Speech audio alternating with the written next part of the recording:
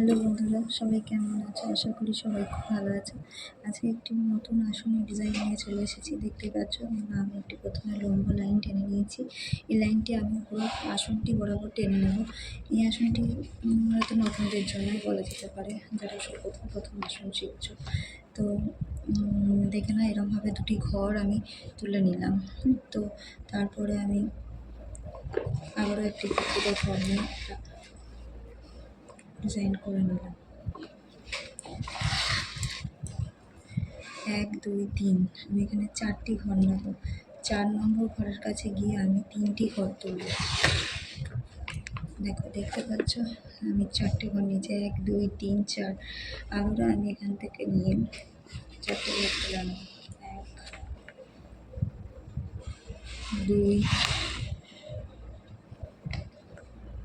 3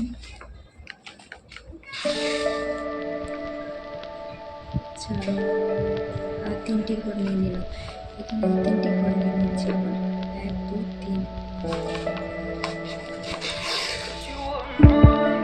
আবার আমি এখান থেকে একটা মুছলাম।